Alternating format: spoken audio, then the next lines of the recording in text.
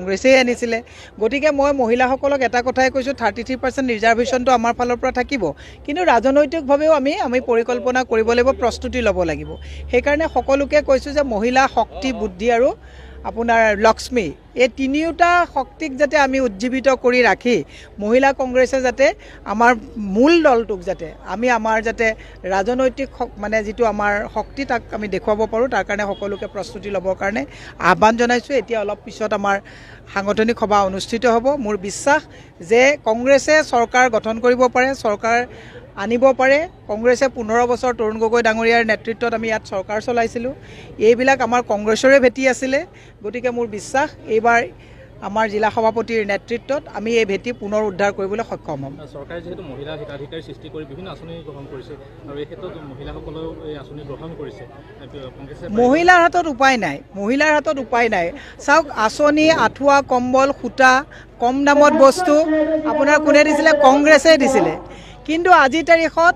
বিজেপিয়ে আঁচনি দিছে ধাৰৰ ওপৰত ধাৰ বৃদ্ধি কৰিছে কিন্তু কংগ্ৰেছৰ এটা অৰ্থনৈতিক পৰিকল্পনা আছিলে আঁচনিও দিছিলে কম দামত বস্তুও দিছিলে মহিলাক স্বাৱলম্বীও কৰিছিলে এতিয়া হাত পতাৰ কামটো কৰি এফালে তেওঁলোকে কৈছে যে 27 লাখৰ পৰা 40 লাখলৈকে মহিলা হিতাধিকাৰী বৃদ্ধি কৰাৰ কথা কৈছে কিন্তু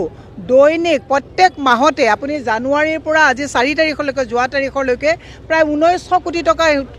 হিমন্ত বিশ্ব শৰ্মা ডাঙৰীয়া চৰকাৰে ধাৰ ল'লে আমি সুধিব বিচাৰিছোঁ আঁচনি আপুনি দিছে ঠিকেই কিন্তু এফালে আঁচনি দিছে এফালে চিলিণ্ডাৰত পকেট কাটিছে এফালে স্মাৰ্ট মিটাৰত পকেট কাটিছে এফালে অত্যাৱশ্যকীয় সামগ্ৰীৰ দাম বৃদ্ধি কৰিছে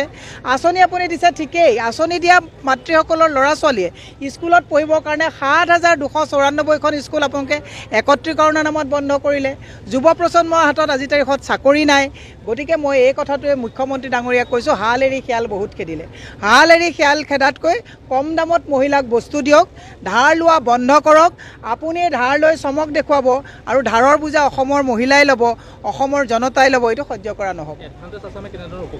এডভান্টেজ আছাম হৈছে বাকী আৰু ফাঁকি জুমলাবাজি যোৱাবাৰৰ যিখন এডভান্টেজ আছাম আছিলে সৰু সজাইত প্ৰায় 100 কোটি টকা পেণ্ডেলত খৰচ কৰি এডভান্টেজ আছাম কৰি টুইন টাৱাৰ বেলতলাত কৰাৰ কথা কৈছিলে টুইন টাৱাৰ আপোনালোকে ক'ৰবাত দেখিছে নেকি গতিকে মুখ্যমন্ত্ৰীক কৈছোঁ আগৰ ৰিপৰ্ট কাৰ্ড দিয়ক আপোনালোকে মেট্ৰ' ট্ৰেইনৰ নামত 400 কোটি টকা আহিল অশোক সিংহলে বেংকত ইণ্টাৰেষ্ট দি পেলাই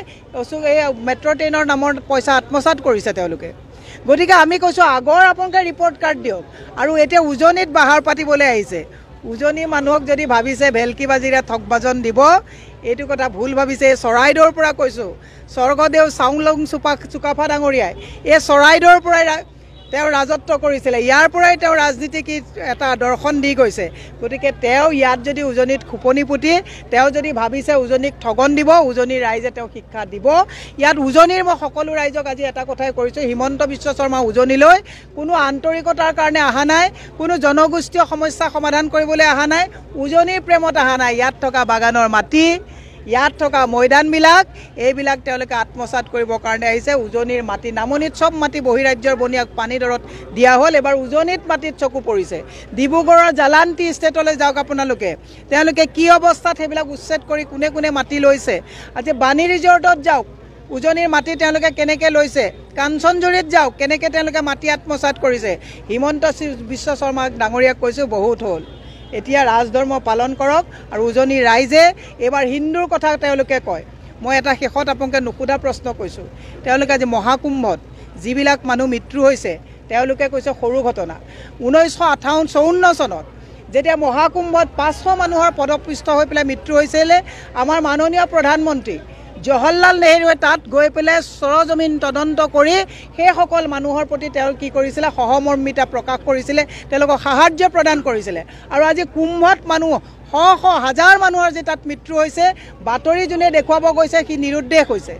আজি তাৰিখত মৃতদেহ লুকুৱাই ৰখা হৈছে আজি তাৰিখত আমি এই কথাবিলাক ক'লে কয় যে আমি মুছলিম পাৰ্টি বুলি ক'বলৈ বিচাৰে মই সেইকাৰণে কৈছোঁ যে হিন্দু খাতৰে মে এতিয়াহে আছে যে হিন্দুসকলে আজি কুম্ভ মেলাত তেওঁলোকে স্নান কৰিবলৈ গৈ পদপিষ্ট হৈ মৃত্যু হৈছে আৰু হেমা মালিনী তেওঁলোকৰ সাংসদে কৈছে বড়া এৰেঞ্জমেণ্ট মে ছোটা মোটা কুই ঘটনা হোতা হে 1000-2000 মানুহ মৰাটো যদি ছোটা মোটা ঘটনা হয় তেওঁলোকৰ আন এজন সাংসদে কৈছে ইতনা ব্যৱস্থা কিয়া কুই তো লোক লাপতা হোগাহি গতিকে এনেকুৱা যদি বিজেপিয়ে কথা কয় হিন্দু সঁচা অৰ্থত যে খতৰে মে আছে উজনিৰ ৰাইজেও বুজিলে ভাল অসমৰ ৰাইজেও বুজিলে ভাল তাকে আমি আহ্বান জনাইছোঁ